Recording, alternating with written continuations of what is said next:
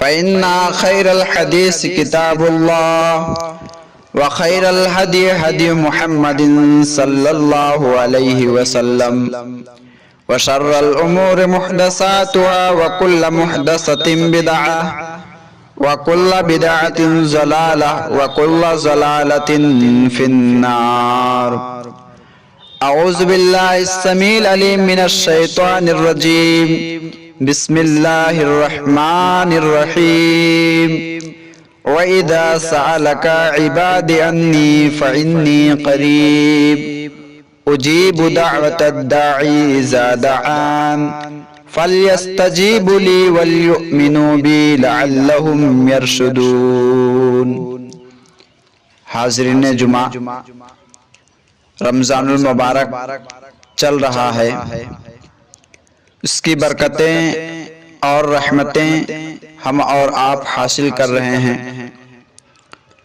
یہ اللہ رب العالمین کا بہت بڑا احسان ہے کہ اس نے ایک بار پھر رمضان المبارک کا یہ بابرکت مہینہ ہمیں اور آپ کو عطا کیا. حضرات، میں نے آپ کے سامنے خطبہ مسنونہ کے بعد قرآن حکیم کے دوسرے پارے کی ایک آیت پڑھی، سورہ بقرہ کی آیت نمبر 186. یہ آیت کریمہ روزے کی آیتوں کے درمیان کی آیت ہے. آیت نمبر 183 میں یا ایھا الذین آمنوا کتب علیکم الصیام سے شروع ہو رہا ہے، جو ختم آیت نمبر 186 پر ہو رہا ہے کہ وَلَا تُبَاشِرُوهُنَّ وَأَنْتُمْ عَاكِفُونَ فِي الْمَسَاجِدِ. اعتکاف کی حالت میں اپنی بیویوں سے دور رہو، قریب مت جاؤ. یہ روزے اور اعتکاف کے بیچ میں آئی ہے یہ آیت. لیکن عجیب بات ہے، اس میں روزے کا ذکر نہیں ہے، اس میں تراویح کا ذکر نہیں ہے، اس میں اعتکاف کا ذکر نہیں ہے، اس میں کسی اور چیز کا ذکر ہے. کیا ہے؟ آئیے اس آیت کریمہ کو دیکھتے ہیں. وَإِذَا سَأَلَكَ عِبَادِي عَنِّي فَإِنِّي قَرِيبٌ أُجِيبُ دَعْوَةَ الدَّاعِي إِذَا دَعَانِ فَلْيَسْتَجِيبُوا لِي وَلْيُؤْمِنُوا بِي لَعَلَّهُمْ يَرْشُدُونَ.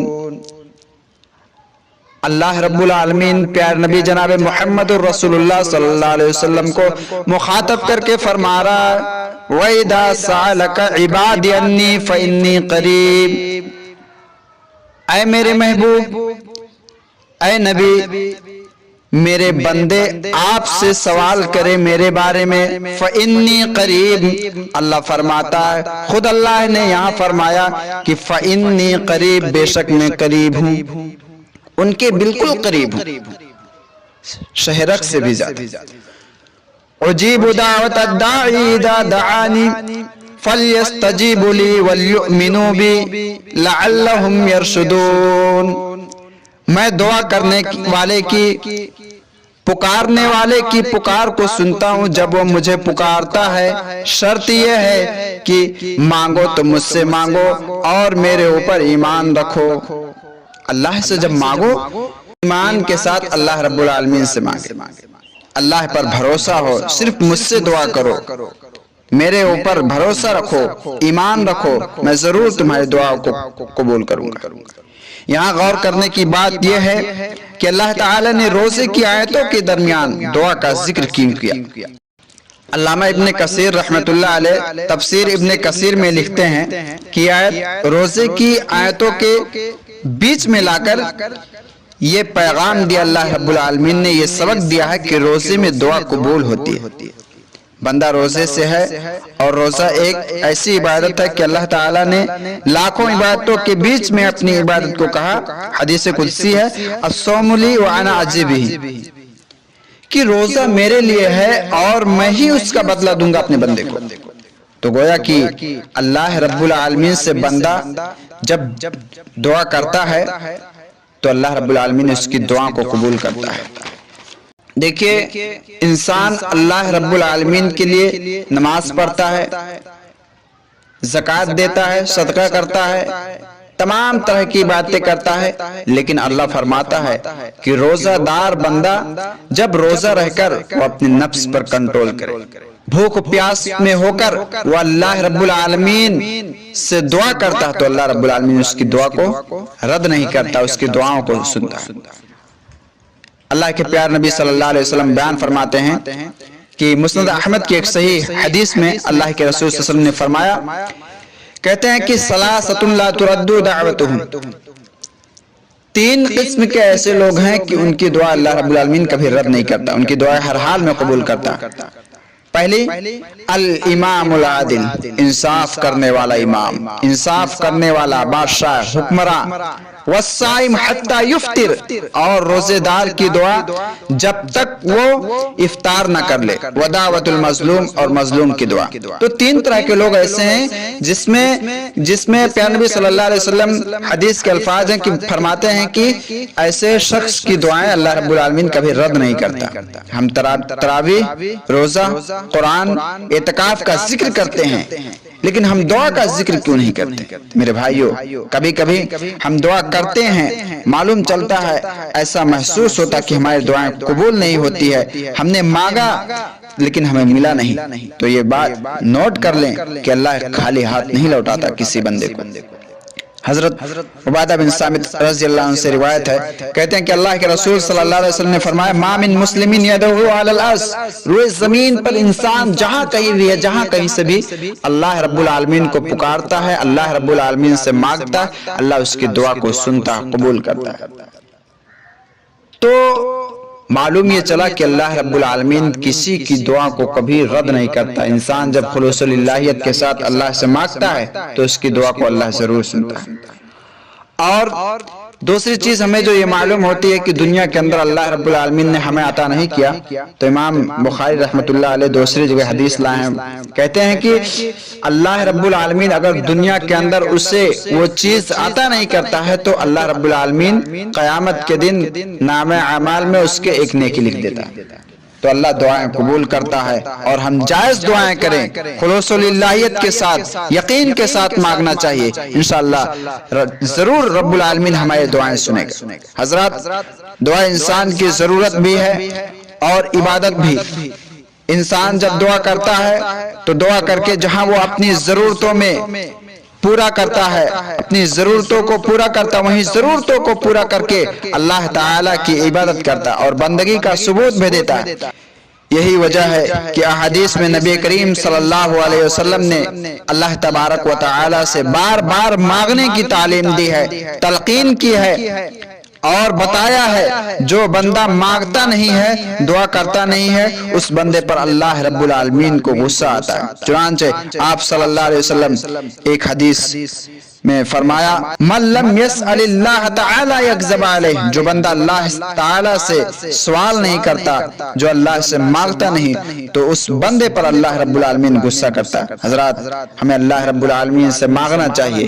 انسان آج دنیا کے اندر اگر کسی سے، رشتہ دار سے، دوست احباب سے کوئی چیز ایک بار مانگتا ہے وہ اسے دے دیتا ہے، دوسری تیسری چوتھی مرتبہ جب مانگتا ہے تو اسے اکتاہٹ محسوس ہوتی ہے اور وہ کتراتا ہے دینے سے، غصہ کرتا ہے، وہ دل میں اپنے کھٹک پیدا کرتا ہے کہ وہ بار بار مجھ سے مانگتا ہے، اور وہ انسان اس سے نفرت کرتا ہے۔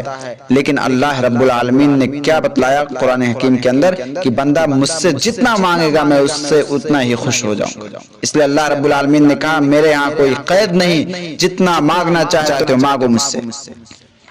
حضرات، کہا کہ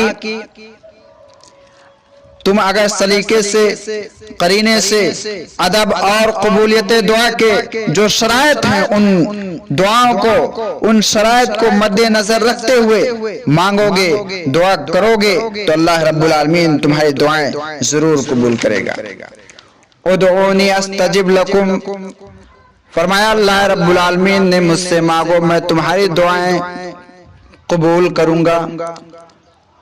اور بتاؤ اللہ رب العالمین سے بڑھ کر وعدوں کو پورا کرنے والا کون ہو سکتا ہے؟ ان ربی لسمیع الدعاء، ابراہیم خلیل اللہ علیہ السلام نے جب اللہ رب العالمین سے دعا کی تو اپنے اس حسن زن اور ایمان کا اظہار کیا، کہا کہ میرا پروردگار بہت دعاؤں کو سننے والا اور قبول کرنے والا ہے۔ حضرات، اگر ہم کتب احادیث کا مطالعہ کرتے ہیں تو کتب احادیث میں بے شمار واقعات ہمارے سامنے آتے ہیں۔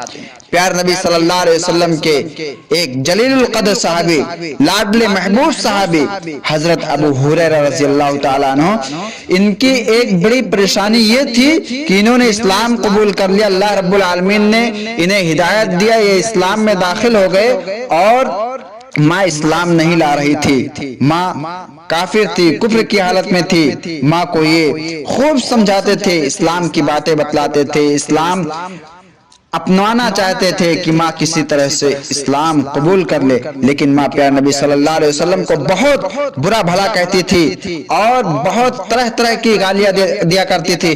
حضرت ابو ہریرہ رضی اللہ تعالیٰ عنہ نے ایک بار جو ہے ان کے سامنے ان کی ماں نے گالی دی، دوڑتے ہوئے یہ پیارے نبی صلی اللہ علیہ وسلم کے پاس آئے روتے ہوئے، اور حضرت ابو ہریرہ نے کہا اے اللہ کے رسول صلی اللہ علیہ وسلم میرے ماں کے لیے دعا کر دیجئے، وہ اسلام قبول کر لے۔ پیارے نبی صلی اللہ علیہ وسلم نے ادھر دعا کی، کہا، ماں نے کہا اشہد اللہ الہ الا اللہ واشہد ان محمد رسول اللہ، یعنی یہ کہ پیارے نبی صلی اللہ علیہ وسلم نے ادھر دعا کی اور حضرت ابو ہریرہ لوٹ کر ماں کے پاس جانے ہی والے تھے، وہاں پہنچے اور پہنچ کر دروازہ کھڑکانے والے تھے، لیکن ماں نے آواز دی رکو ابھی میں غسل کر رہی ہوں، غسل سے فارغ ہو رہی ہوں پھر آؤں گی۔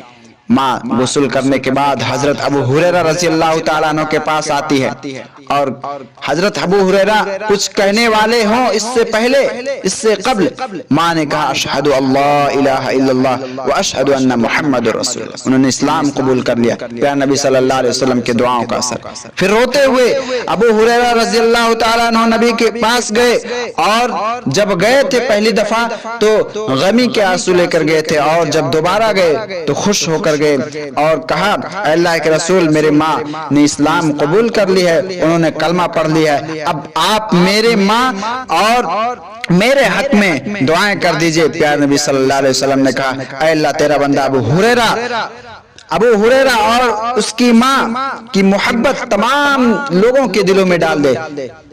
چنانچہ اللہ رب العالمین نے پیارے نبی صلی اللہ علیہ وسلم کی دعاؤں کو قبول کر کے اور حضرت ابو ہریرہ رضی اللہ تعالیٰ عنہ کی محبت اور ان کی ماں کی محبت کو تمام لوگوں کے دلوں کے اندر بانٹ دیا۔ یہ تھی پکار اللہ رب العالمین کو، جب خلوص الہیت کے ساتھ آدمی پکارتا